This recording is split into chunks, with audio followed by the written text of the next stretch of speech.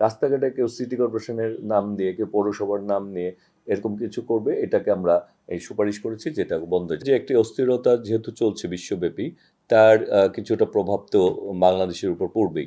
এরকম না যে পরিবহনগুলো একেবারে পুরো বন্ধ হয়ে গেছে, তা না, সংখ্যা কিছু কমে যেতে পারে। হ্যাঁ, যারা যাচ্ছে তারা কিন্তু মানে পেট্রোল বা ডিজেল দিয়েই বের হচ্ছে, হয়তোবা ওইটি মধ্যপ্রাচ্যে এই যুদ্ধের কারণে সারা বিশ্বই কিন্তু টালমাটাল অবস্থা, এবং পেট্রোল ডিজেল সমস্যা সব দেশেই আছে, এবং ইতিমধ্যে অনেক অনেক অনেক দেশ একটু জরুরি অবস্থাও জারির মতো অবস্থা হয়েছে, এবং অনেকে এর দাম দ্বিগুণও করে দিয়েছে। সেই ক্ষেত্রে আমাদের মাননীয় প্রধানমন্ত্রী জনাব তারেক রহমান, উনি কিন্তু দেশের মানুষের কথা, দেশের কথা চিন্তা করে এখনও ওইটাকে একটা স্থিতিশীল অবস্থায় রেখেছেন। এখন ব্যাপার হচ্ছে মানুষের মধ্যে একটা অস্থিরতা কাজ করছে।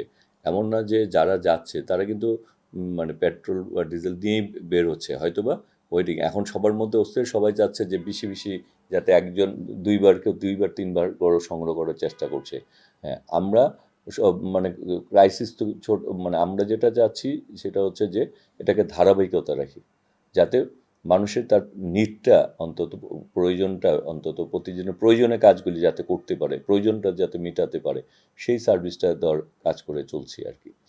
যাতে আমি এখন মানে হ্যাঁ, অনেক ক্ষেত্রে হয়তো বা আগে খুব বেশি পরিমাণ কেউ যদি নিয়ে থাকে সেই ক্ষেত্রে ওই বেশি পরিমাণ পাচ্ছে না, কিন্তু প্রয়োজনটুকু যতটুকু অতটুকু আমরা সাপ্লাই দেওয়ার চেষ্টা করছে গভর্নমেন্ট। শঙ্কিতর ব্যাপারটা না, ব্যাপারটা হচ্ছে যে একটি অস্থিরতা যেহেতু চলছে বিশ্বব্যাপী, তার কিছুটা প্রভাব তো বাংলাদেশের উপর পড়বেই, এটা স্বাভাবিক, এবং এটা পড়েছেও। কিন্তু সেই ক্ষেত্রে যেটা হচ্ছে যে আমরা প্রয়োজন, আমি প্রথমেই বলেছি যে প্রয়োজনটুকু মেটানোর চেষ্টা করছি।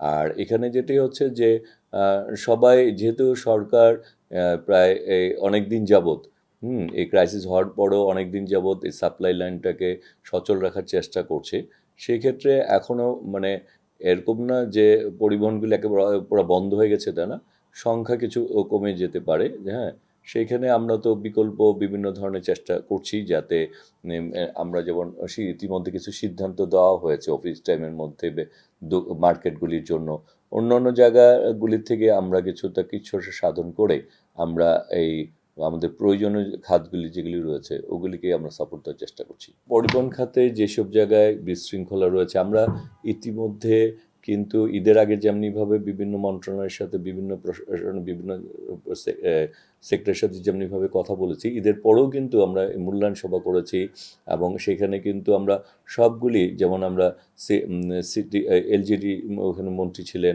আমাদের স্বরাষ্ট্র সচিব ছিলেন, আমাদের প্রশাসনের সব পর্যায়ে, আমাদের মন্ত্রণালয়ের সব পর্যায়ের কর্মকর্তা ছিলেন।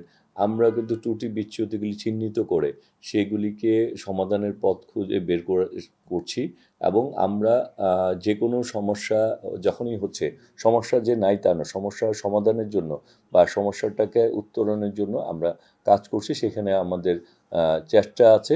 তবে আমাদের অনেক সময় অনেক ক্ষেত্রে আমরা অনেক কিছু জানতে পারি না, তবে আমরা চেষ্টা করছি যে টোটাল জিনিসগুলি যাতে আমরা আমাদের একটা কিছু ঘটনা ঘটার আগেই সেই জিনিসটাকে যাতে আমরা আমলে এনে সেটার থেকে আমরা উত্তরণ করতে পারি, সেই জন্য আমরা বিভিন্ন ধরনের ব্যবস্থা গ্রহণ করছি। এবং যে কারণেই আমরা কিন্তু পুলিশ প্রশাসন, আমরা হাইওয়ে পুলিশ, তারপরে আমরা মালিক সমিতি, শ্রমিক সমিতি, আমরা তারপরে বিআরটিএ, সবাইকে নিয়ে আমরা ঈদের পরে বসে আমরা কিন্তু যেখানে যেখানে সমস্যা রয়েছে সেগুলিকে চিহ্নিত করতে বলেছি, এবং এইগুলির থেকে উত্তরণের পথগুলিও আমরা কীভাবে বেড়ে আসতে পারি সেই ব্যাপারে সবাই যার যার মতো কথাবার্তা বলেছে। আমরা সেই ব্যাপারগুলি নিয়ে আমরা চিন্তাভাবনা করছি এবং সেগুলি বাস্তবায়নের চেষ্টা করছি। ইতিমধ্যে কিন্তু গভর্নমেন্ট ইলেকট্রিক বাসের জন্য, যেমন আমাদের শিক্ষা প্রতিষ্ঠানগুলি একেবারে ব্র্যান্ড নিউ ইলেকট্রিক বাস আনতে পারবে হলুদ কালারের, বা কালার চেঞ্জ করে নিতে, হলুদ কালারই করতে হবে, এবং সেটা ট্যাক্স ফ্রি। শিক্ষা প্রতিষ্ঠানগুলি ইচ্ছে করলেই ট্যাক্স ফ্রিভাবে এই আনতে পারবে। সেক্ষেত্রে দেখা যায় যে আমাদের একটা বিরাট সংখ্যক ছাত্রছাত্রীদের জন্য গার্জেনরা যাওয়া আসা করে, যখনই আমরা ইলেকট্রিক বাসগুলি যদি আসবে তখন কিন্তু একটা বাসেই অনেক ছাত্রছাত্রী আসা যাওয়া করতে পারবে, এবং এটা যেহেতু ট্যাক্স ফ্রি করা হয়েছে এই সুযোগটা অনেকের নেওয়ার সম্ভাবনা বেশি, এবং এটা প্রস্তাবনাও এসেছে আমাদের অনেক থেকে। এবং আমরা কিন্তু ইলেকট্রিক বাসগুলিকে বাস্তবায়ন করার জন্য যেখানে আগে নেওয়া হতো হলো 62%, হ্যাঁ, সেখানে আমরা এটা ধার্য করেছি এখন 20%। প্রায় এর মানে দেখা যাবে যে বাকি সব কিছু মিলে 15 থেকে 20-র মধ্যেই এগুলি আমরা কিন্তু এগুলো উৎসাহিত করছি, যাতে আমাদের পেট্রোল ডিজেলের উপরও প্রেশার কম করে এবং আমরা যাতে নগর পরিবহনগুলিকে সহজলভ্য করতে পারি এবং মানুষ যাতে এটার প্রতি আগ্রহ হয়। সেই ক্ষেত্রে আমরা এই সিদ্ধান্ত কিন্তু গভর্নমেন্ট অলরেডি নিয়েছে এবং এটা কিন্তু আমাদের প্রস্তাবনা ছিল। আমরা এই প্রস্তাবনাটা কিন্তু মানে আমাদের মাননীয় প্রধানমন্ত্রী জনাব তারেক রহমানের কাছে দিয়েছি যে এই ট্যাক্সটা কমিয়ে দেন, যাতে এইখানে মানুষ উৎসাহিত হয় ইলেকট্রিক বাসগুলি আনার ব্যাপারে। সেটাও কিন্তু আমরা পাস করিয়েছি অলরেডি, এটা কিন্তু সরকার ডিক্লেয়ার করেছেন। আমরা চেষ্টা করছি আমাদের মতো করে সর্বোচ্চ মানুষ যেভাবে চায় সেভাবে তাদের সার্ভিসটা দেওয়ার জন্য। আমরা আমরা আমাদের যেটা হচ্ছে যে আমরা রেল সড়ক কে আমরা এটাকে সমন্বিত করতে চেষ্টা করছি। যেমন রেলে আমরা যেটা চেষ্টা করছি যে লেভেল ক্রসিং যেগুলিতে যানজটের সৃষ্টি হয় এগুলিকে আন্ডারপাস ওভারপাস করা যায় কিনা, আবার লেভেল ক্রসিংগুলিকে আরও শক্তি মানে আপগ্রেড করা যায় কিনা, যেমন আপনার এগুলিকে ফুল অটো অথবা সেমি অটো করে যাতে মানুষকে ওই লেভেল ক্রসিংয়ের ওই দুর্ঘটনা থেকে বাঁচানো যায়। এবং এগুলিকে যতদিন যেতে থাকবে এই লেভেল ক্রসিংয়ের কারণে কিন্তু যানজটটা আরও দীর্ঘমেয়াদী হবে। সেই কারণে আমরা এখন থেকেই যতগুলি সারা বাংলাদেশে যেসব জায়গায় সুযোগ থাকবে সেই জায়গায় আমরা ওভারপাস আন্ডারপাস করব। আর রেলের সাথে আমরা ঢাকার আশেপাশে কানেক্টিভিটি আমরা বাড়ানোর চেষ্টা করছি এবং আমরা ঢাকা চিটাগাং যেখানে 5 ঘন্টা 5.5 ঘন্টা লাগে সেটাকে আমরা আরও কমিয়ে এনে যাতে 3.5 ঘন্টা 4 ঘন্টার মধ্যে করা যায় সেই কাজগুলি করারও আমরা চেষ্টা করছি। আর সড়ক পথেও আমরা চেষ্টা করছি যে রেল এবং সড়কের মধ্যে একটা সমন্বয় সৃষ্টি করা এবং অগ্রাধিকার ভিত্তিতে যে কাজগুলি করা যায় সেই কাজগুলি আমরা কিন্তু যে কোনো কাজকে বা কখনো বাধাগ্রস্ত করছি না, বরং আমরা উৎসাহিত করছি যে যাতে মানুষ এই যানজটের থেকে মুক্তি পায়। আমরা আমাদের চেষ্টা করছি, হ্যাঁ। এখন বাকিটা দেখা যাবে যে আমরা কতটুকু সফলতার উপরেই নির্ভর করবে যে আমরা যা বলছি সেটা যদি আমরা সফল হতে পারি তখন মানুষ নিজেরাই দেখবে যে আমরা সফল, ব্যর্থ না সফল। পরিবহনগুলিকে একটা আমব্রেলার নিচে নিয়ে আসে একটা এবং এই আমরা সবগুলিকে আমরা মানে যাতে একটা শৃঙ্খলার মধ্যে নিয়ে আসা যায় এবং সেটাকে যেমন আমরা টোলগুলি যে সেতুতে যে টোল প্লাজাগুলি রয়েছে যেমন যমুনা সেতুতে এখানে একটা, সেখানে কিন্তু আমরা অলরেডি রেল লাইন উঠে ওই জায়গাটাকে আরেকটা লেনটাকে বাস্তবায়ন করার মাধ্যমে ওই এলাকার ওই মানে যানজটটাকে নিরসনের চেষ্টা করছি।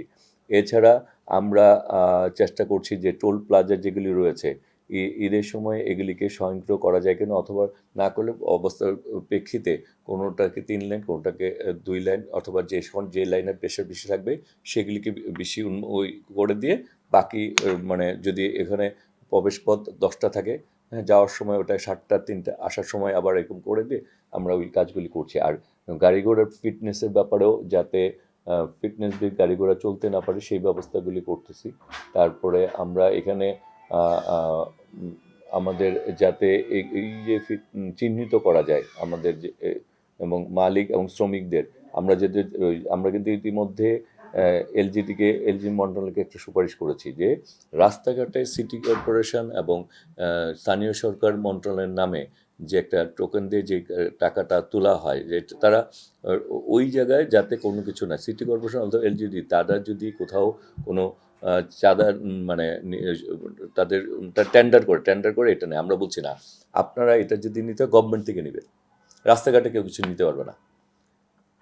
যেটা নিবে যেটা হচ্ছে গভর্নমেন্ট থেকে, গভর্নমেন্ট যখন রেজিস্ট্রেশন করবে আবার রেজিস্ট্রেশন নবায়ন করবে তখনই একটা ফি দেওয়া থাকবে যেটা পরবর্তীতে সিটি কর্পোরেশন ওই টাকাটা নিয়ে নেবে মানে সড়কের থেকেই বিআরটি এর মাধ্যমে সেটা সিটি কর্পোরেশন। কিন্তু রাস্তাঘাটে কেউ সিটি কর্পোরেশনের নাম দিয়ে কেউ পৌরসভার নাম নিয়ে এরকম কিছু করবে, এটাকে আমরা এই সুপারিশ করেছি যেটা বন্ধ, যাতে এটা অনেক ধরনের ওই সুযোগটা নিয়ে অনেকে ভিন্নভাবে এটাকে চাঁদাবাজিটাকে বাস্তবায়ন করতে চায়। তা এটা যাতে করতে না পারে সেই জন্য আমরা অলরেডি এলজিডি মন্ত্রী উপস্থিত ছিলেন, ওই দিন সচিব উপস্থিত ছিলেন, আমরা তাদেরকে এই প্রস্তাবনা দিয়েছি যে আপনারা এইভাবে যাতে কোনো নামে কেউ যাতে এই ধরনের রসিদ দিয়ে চাঁদাবাজি করতে না পারে। এবং কি আমরা মালিকদেরকে শ্রমিকদেরকে বলেছি, আপনাদেরও যদি কোনো রকম কোনো মানে থাকে সেটাকে আমাকে দিতে হবে।